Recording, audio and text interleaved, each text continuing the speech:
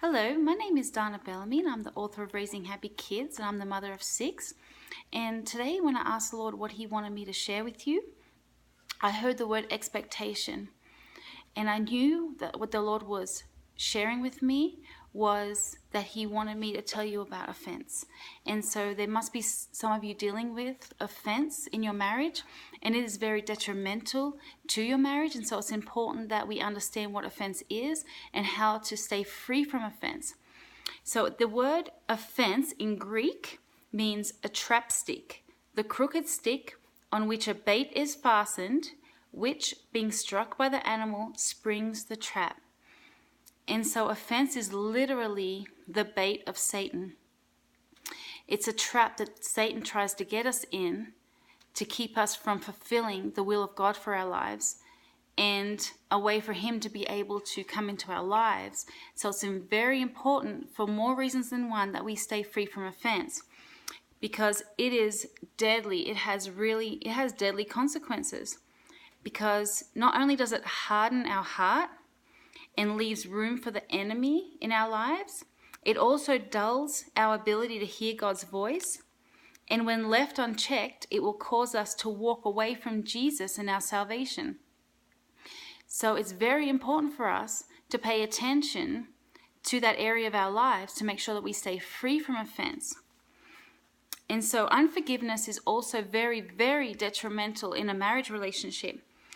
But unfortunately, it's one of the hardest times to avoid getting into offense. Because if you really think about it, when we expect this much from our spouse and he does this much, he's offended us by this much.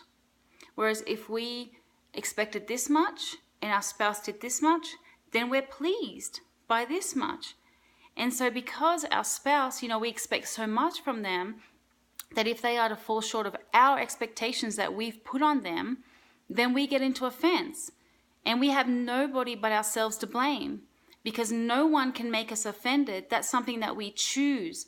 We choose as an act of our will to become offended. So it's very important that we also choose as an act of our will to not be offended, to let go offenses, to not have that expectation in the first place, so that we do not get into offense, which is a very dangerous place, as I've already shown. And so a wise pastor once told me that in any relationship, but especially in a marriage relationship, that you need to expect nothing and be thankful for everything. And that is the way that you can stay free from offense at all times. Expect nothing and be thankful for everything. So when you are preferring your husband above yourself, it is impossible for you to be in offense. So when you're thinking about them and their needs more than you are about yourself, then it's impossible for you to be offended. So that is one surefire way to stay out of offense, is to not put yourself on that pedestal and think of yourself so highly that everything that your spouse does that you're not pleased with causes you to be offended. So that's very important to remember that. So what do you do if you're already offended? So step 1, firstly, you need to come out of agreement with the enemy. You need to decide as an act of your will, without feeling like it, just as an act of your will, that you're going to forgive. And you say that out loud. Just say, I choose to forgive my husband for this offense, this perceived offense. Secondly, pray that the Lord gives you grace to forgive. And that is His spiritual empowerment that He has for you. So you don't have to do it on your own. You do it with the Lord, with His grace. But the first step is that you need to choose to forgive. Because you can choose to hold on to it, and the Lord will honor that. Or you can choose to forgive, and He'll help you to release that. And so when you first choose to forgive, you're not going to feel like it. You're going to have all of the anger and resentment and whatever else.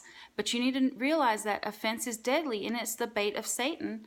And you just need to choose that, okay, I'm going to do the right thing, and I'm going to release this. And you find that as you choose to forgive without feeling like it, pretty soon those feelings will follow. It says in the Word, now I have it written down here somewhere. Oh, here it is. In Revelations 12:10, Satan is known as the accuser of the brethren. And so it's really if you notice that when you are in offense, it's really hard to think of anything positive about the person that you're offended with, like such as your husband. It's so easy just to feed on negative thoughts and to be upset with them and continue to be upset with them and all the rest of it. But you have to remember that not every thought originated with you. And the enemy comes and he helps you and, helps you to stay bound, and he feeds you these thoughts of anger and resentment. So we need to pay attention to those thoughts that come to us, realize that they didn't originate with us, and cast them down. Because it says that in 2 Corinthians 10:5 that we need to take every thought captive to the obedience of Christ. That just shows you that not every thought originated with you. And so we need to be aware that the enemy can feed us thoughts that can, continue to keep us in that trap of being bound by unforgiveness. So it's really important to pay attention to this, to cast them down, and on purpose start thinking about why you're thankful for your husband. Start thinking about, how he's faithful to you, how, he helps you with the children, how, he provides for your family, and just whatever it is, just start thinking about all the good things about your husband. And pretty soon you realize that what you're even upset about is such small potatoes that it's not even worth being upset about in the first place. And that also helps you to get out of that unforgiveness. And so it's important, ladies, that we guard our hearts against unforgiveness, that we make sure that we put our husbands above ourselves, that we put their needs above ours.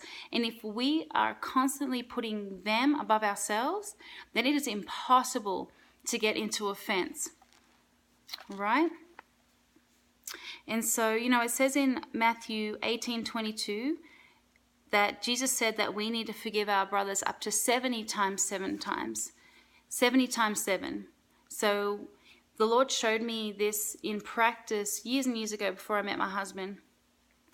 I just got out of a relationship, and, I had offense against my ex-boyfriend just about, different things. And it's all just small potatoes, but I just noticed that, I'd be having a good old day and I'd just be driving around, and all of a sudden a thought would come to me about something that my ex-boyfriend did. And all of a sudden, all these feelings of anger and, annoyance and resentment would come upon me, and I'd be angry. And then the Lord showed me, he said, did you know that the enemy can make you angry, that he has that power of you? He can make you angry anytime he wants to, just by giving you a thought. And so, that just really opened my eyes, and I realized that, yes, he does have that power over me. And so I had to repent of that. And so every time these thoughts would come to me, I would have to forgive him again. That's 70 times 7. Every time the thoughts would come, I would forgive him again. And not only that, I would pray for him. And pretty soon, the enemy got pretty cluey and realized that he needed to stop doing that, because he realized that he was causing me to pray for my ex-boyfriend, and he didn't want that anymore. And so the same thing goes for a husband. Every time a thought comes to us, say they did something terrible like, adultery or something, every time that thought would come back to you about what took place, we need to run to Jesus, and we need to cast down that thought, and we need to forgive them again. And just don't allow the enemy to be able to pull our strings, to be able to get us upset and offended at the drop of a hat. So we need to have more maturity than that, and make sure that we don't fall into that trap. We don't take that bait of Satan, and we don't fall into that trap. All right, so I just want to encourage you with that. It's a very terrible thing to be in unforgiveness, because God has forgiven us of so much. And if we take offense just by one small thing that a husband has done, that's like slapping Jesus in the face and saying that, I know you forgave me of a lot, but this little thing, it's worthy to, stay offended over. And it's really not. So it's very important that we be mindful of that and stay out of offense as much as possible. So I hope that this video has blessed you and has helped you in your marriage and in your relationships. And, if this has blessed you, please like and share it so that it can be a blessing to someone else. And please follow my videos and like my page, and I'd really appreciate it. All right, love you. Bye.